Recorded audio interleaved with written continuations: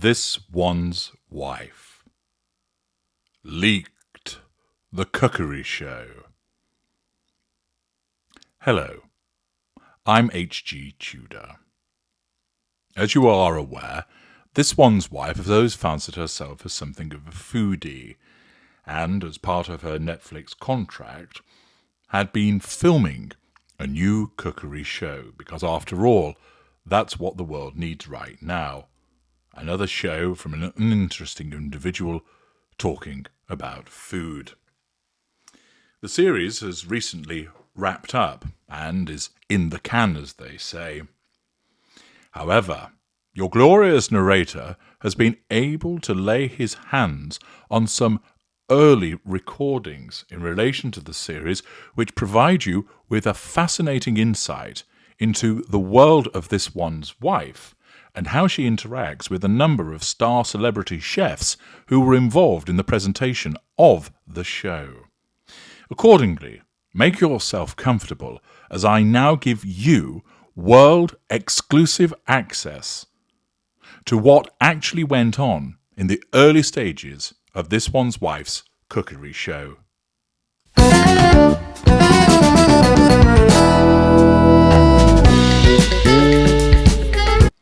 Hello, I'm Hank Huberman, head chef of world-renowned restaurant Les Crocs, and it is my absolute delight to present, to co-present,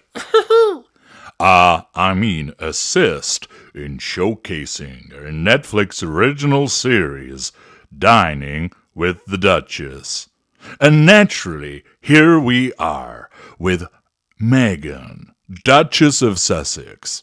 Now, Meghan, what will you be launching this series with? Well, Hank, I shall start by taking this knife and moving it backwards and forwards. Do you see what I'm doing? Yes, you're cutting. I am familiar with what knives do. Oh, good. Then you are on the same page as me. Now, I am cutting this bread. Tell us a little bit about the bread, if you will. It is brown. Right? Anyway, as I was saying, I've now cut 2 slices. Now this is where the magic starts to happen. I'm going to take the 2 slices of bread and I'm going to introduce them to the vertical roasting appliance. You mean toaster? No, the vertical roasting appliance, which I have set to 4.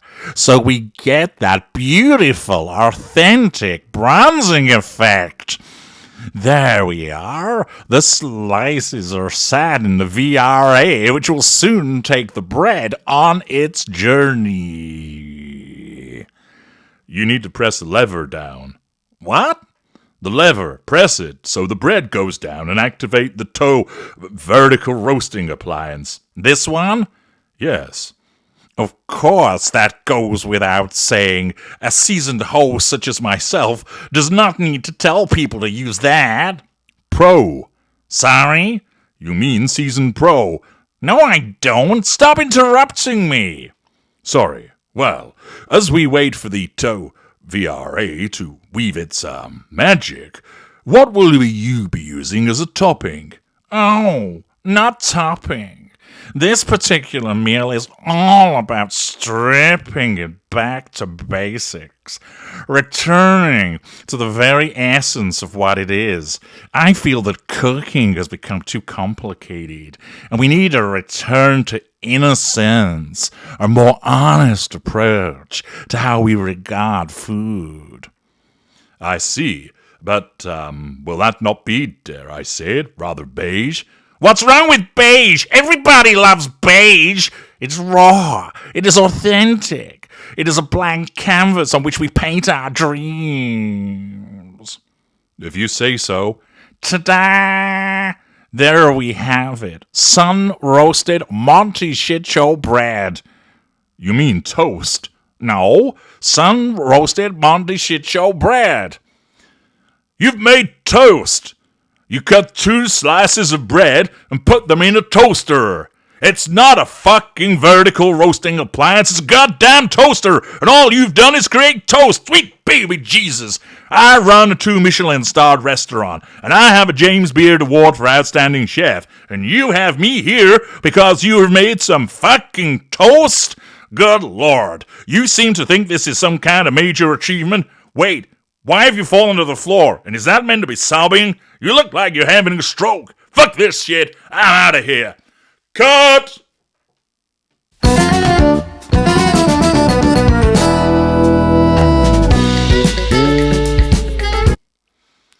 Hello, I am Jeremiah Belt Buckell, head chef of world-renowned restaurant La Poutine, and it is my pleasure to welcome you to the first episode of a Netflix original series, Meghan's Meals.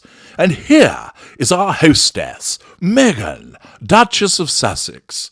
Hello, Jeremiah, and thank you for joining me on what could only be described as an occasion. Well, yes, indeed so. Meghan, what gastronomic extravaganza will you be introducing us to today? Today, I will be introducing the Olive Zen Garden. Sounds intriguing. What does that involve? The Olive Zen Garden is a cheese plate consisting of camembert, spices, chocolate, and frozen blended fruit.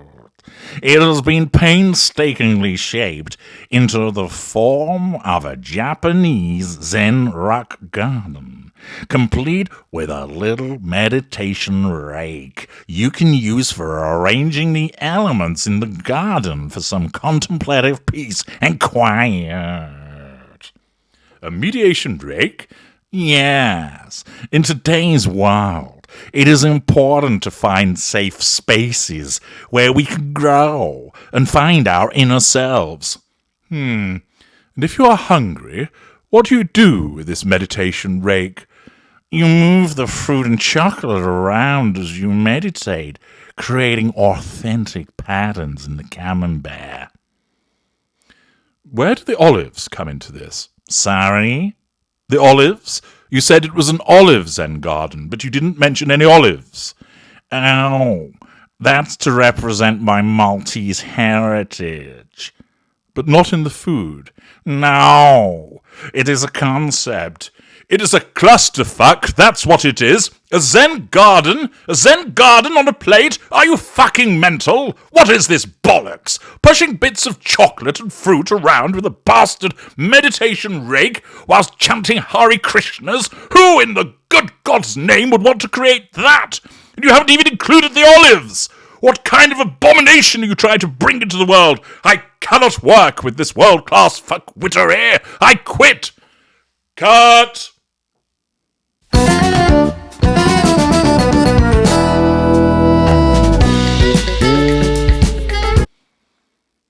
Hello, I am Lorenzo Papadopoulos, and I am delighted to be here to bring you Food of the Feminist with Meghan, Duchess of Success. Hello, Meghan. Perhaps you could tell the viewers what magnificent meal you will be concocting today. Thank you, Lorenzo. Look at your muscles. Well, it is my humble honor to bring to you and our viewers the Balloon of Equity. Balloon of Equity? Well, that is not something I have come across in 25 years of culinary experience. Perhaps you could expand on what it consists of. Of course. So, balloons of equity are made from a viscous mix of green apples and sugar, which is carefully inflated into a balloon shape. The string of the balloon is dehydrated apple. The balloon represents the patriarchal dictatorships which seek to oppress independent, empowered feminists such as myself. Right. And what inflates this balloon? Presumably involves feminists. It will be hot air, no? No, it is inflated with the chilling wind of discrimination. Which aisle do I find that in Walmart? No, you silly man, you cannot buy it in Walmart. It's created by a hunchback lesbian dwarf collective in Melrose Trading Post. If you say so. Now, how does one eat this confection? This is the exciting, most liberating aspect.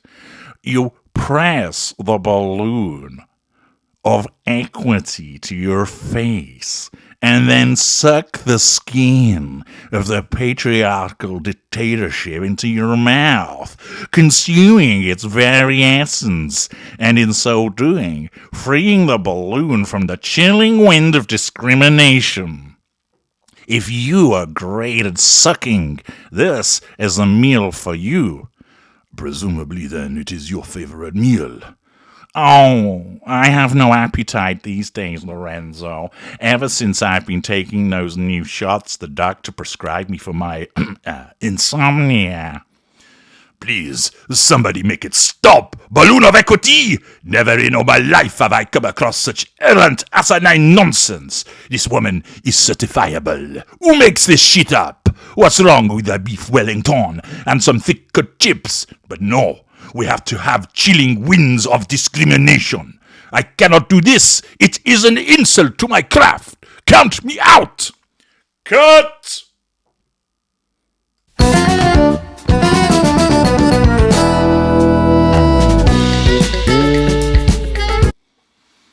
Hello, I am Helmut Weaponsgrade, and I find myself on the set of a brand new Netflix show called Girly Gastronomics, whatever that's meant to mean.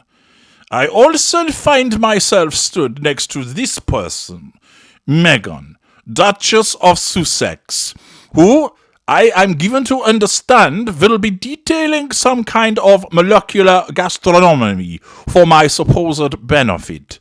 Meghan, what will you be offering us today? Thank you, Helmut. I am super excited to share with you and the viewers Sound of the Sea, a tribute to the American Riviera here in California. Sounds evocative. What does Sound of the Sea involve? Well, it's not so much a meal, but a way of life.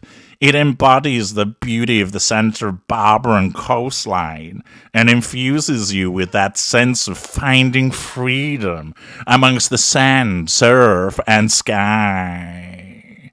The sand is made from kombu.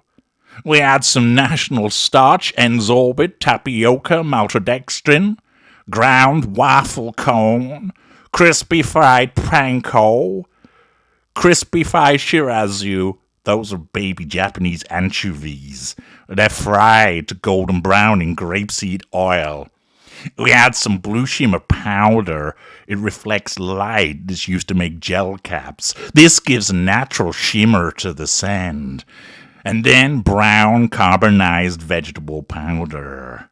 And as for the sea froth, we use pickled dulce seaweed, hijeki seaweed, Japanese lily bulb, sea sauce base, razor clams, oysters, and sea urchin. Well, I must say, that sounds very involved. I haven't finished yet. This is an immersive creation, and alongside creating the sea and the sand, you're also given a seashell with an iPod in it. You put on the earbuds and listen to the sounds of waves crashing and seagulls squawking. These sounds of the sea let your ears in on the dining experience, and the effects add up by making the dish also look and smell even more sea-like than it did before. Gott in Himmel! I have never heard anything so fucking stupid in my life. People want to eat, not take a walk by the sea, you lunatic. You bring shame on the House of Chefs. I cannot stand for this blatant disregard for the principles of chefing. You want a seashell with sounds in it while somebody eats. That is not a meal, you crazed skinwalker. It is a Cthulhu simulator. Now, I must go. Cut!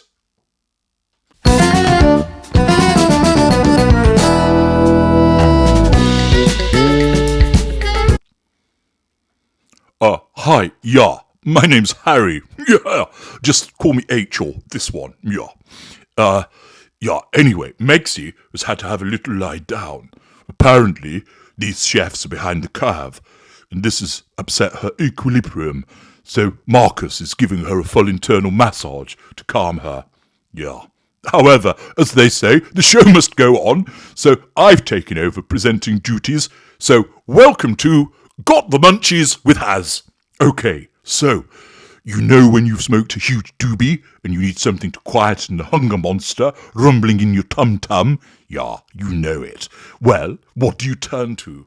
Do you go to the kitchen and whip up something filling and nutritious? Absolutely not. You get on your local food app and contact Abracababra for your extra large doner, plenty of onions and chili sauce. Scoff the lot. Yum, yum, in my tum. Cut! Somebody call Ted Sarandos and tell him this shit will never fly.